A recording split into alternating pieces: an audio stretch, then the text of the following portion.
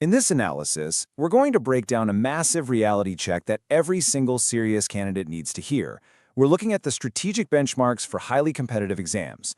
More specifically, we're talking about the huge difference between just qualifying for the physical test and actually making the final merit list.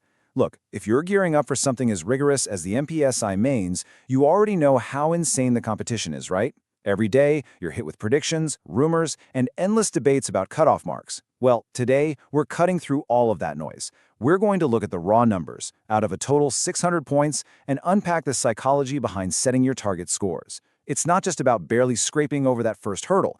It's about having the momentum to cross the final finish line. So, grab a notepad, settle in, and let's fundamentally shift your preparation strategy. Okay, let's dive into this. There's a really simple but honestly incredibly powerful rule to keep in mind from our source material. Please note, these are expected marks. When we talk about cutoff predictions for the MPSI mains, especially assuming a high difficulty paper, we're looking at some very specific ranges. To put this into perspective, projections show ex-servicemen needing somewhere between 340 and 355. ST male candidates, you're looking at a baseline of about 380 to 395. For SC male candidates, it's roughly 415 to 425. And for OBC or EWS male candidates, we're talking 435 to 445. Now, when you hear these numbers, it's totally human nature for your brain to just lock onto the lowest possible winning number, right? You kind of cling to it like a life raft. But consider this your stark wake-up call. These numbers are purely estimates. They are absolutely not a guarantee. Treating an expected minimum cutoff as your maximum preparation goal, that is literally one of the most dangerous games you can play. These figures are just a baseline. They tell you you're in the race, but they are absolutely not the ceiling of where your efforts should end. And this brilliantly illustrates the core trap that thousands of hardworking candidates fall into year after year.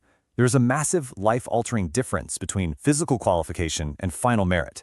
Physical qualification? That's what happens when you study just enough to hit those base estimated marks we just talked about.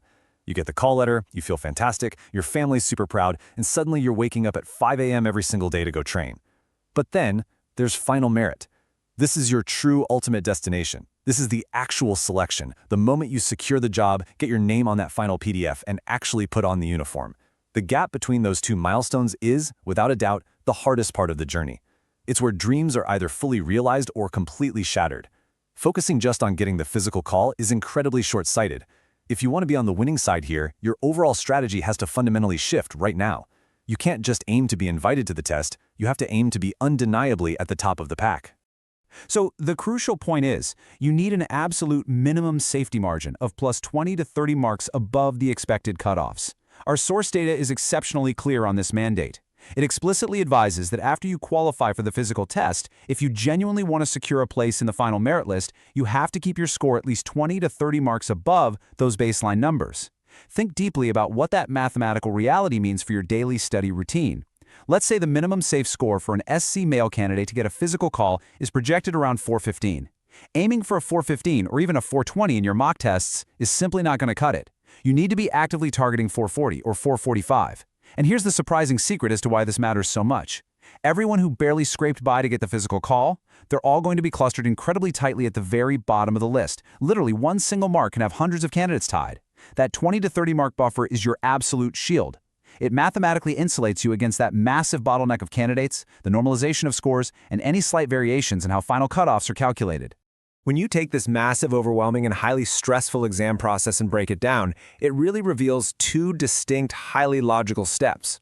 Step 1 is qualifying for the physical. You hit those expected baseline marks, like clearing that 435 to 445 range if you're in the OBC or EWS category. That opens the door. It gets you onto the playing field.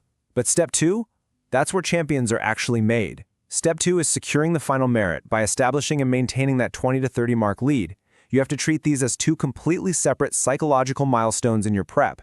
Step 1 is mere survival. Step 2 is total victory.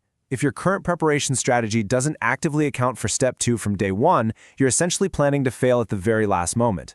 That mathematical buffer we just discussed isn't just some nice-to-have luxury. It's the structural foundation of actually getting the job. It means that when the final list is published, you aren't sitting there biting your nails hoping the cutoff drops. Instead, you know for sure that your lead is completely insurmountable. All of this builds to one inescapable, fundamental question that you have to ask yourself today. Are you aiming just to qualify for the physical, or are you aiming to secure your spot in the final merit? It sounds like a simple question, I know, but your honest answer to this dictates absolutely everything about how you study today, tomorrow, and every single day until the exam.